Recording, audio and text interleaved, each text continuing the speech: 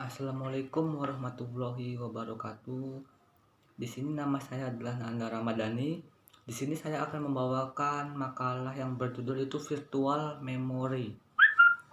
Langsung saja saya akan membahas satu persatu tentang virtual memory.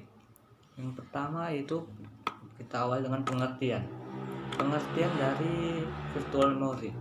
Virtual memory itu sendiri yakni memori yang sementara yang digunakan komputer untuk menjalankan berbagai program aplikasi ataupun menyimpan data yang membutuhkan memori yang lebih besar dari memori yang telah tersedia. Program ataupun data yang tidak muat dimasukkan ke dalam memori asli atau RAM akan disimpan ke dalam sebuah pegging file. Pegging file itu adalah data yang hanya disimpan sementara atau bisa disebut swap. Pada sistem operasi Linux, kita diharuskan untuk membuat dua partisi umum.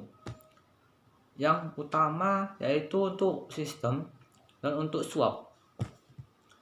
Virtual memory ini berbeda halnya dengan memori fisik seperti RAM karena RAM menggunakan komponen yang termasuk dalam golongan hardware. Walaupun dalam kenyataannya virtual memory itu disimpan di dalam hard disk, tetapi kerjanya tidak nampak, artinya dia berjalan seperti software, namun disimpan di dalam hardware. Data yang disimpan ini tidak dapat bertahan lama, dan artinya hanya saat digunakan saja.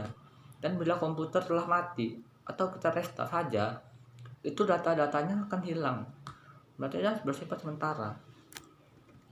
Fungsi dari virtual memory ini tersebut ialah untuk mengoptimalkan kinerja dari komputer dengan tambahan memori. Maka kemungkinan terjadinya crash itu sangat kecil. Untuk ukuran dari pegging file biasanya berbeda-beda. Untuk ukuran pegging file Linux ialah 2 kali lipat dari memori aslinya. Misalnya, kita memakai memori berkapasitas 512 MB. Maka untuk ukuran pegging filenya itu adalah 1 GB. Dan untuk ukuran pegging file di Windows XP dan Vista yaitu 1,5 GB, 1,5 kali dari kapasitas aslinya. Misalnya kita menggunakan Windows XP memori sebesar 1 GB, maka pegging filenya sebesar 1,5 GB. Dalam XP maupun Vista, pegging file ini dinamai dengan peg file SJS. Peg file .sjs.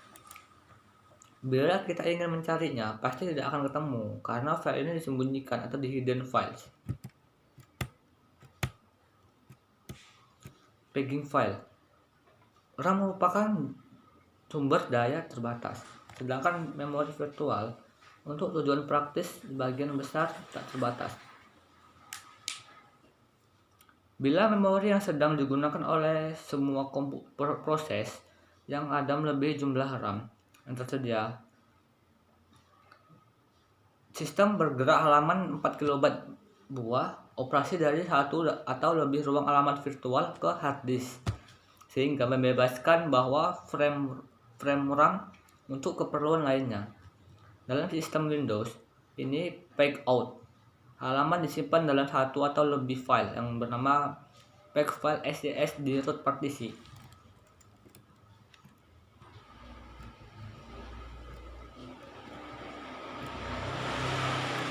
Selanjutnya itu adalah virtual memory. Ini adalah metode yang agak cerdik. Kenapa cerdik? Dia memanfaatkan kapasitas memori yang sebenarnya komputer dan memanipulasi menggunakan kombinasi dari sistem operasi.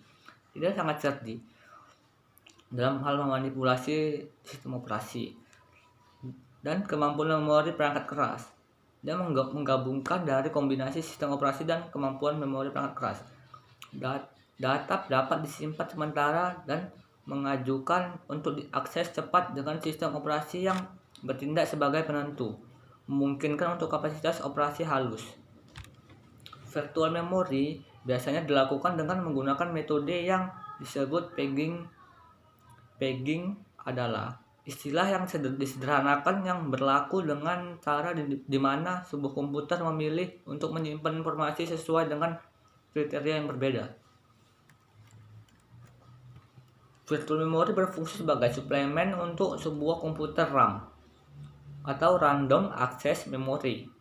Dalam hal itu, dan berfungsi menyimpan data dengan cepat untuk memenuhi kebutuhan mendesak dari suatu program atau aplikasi.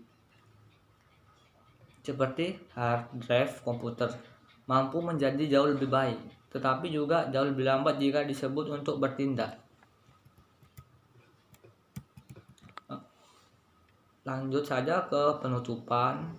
Yang pertama itu kesimpulan, virtual memory adalah bagian dari suatu hard drive yang diidentifikasikan sebagai RAM atau random access memory melalui sistem operasi atau software lain.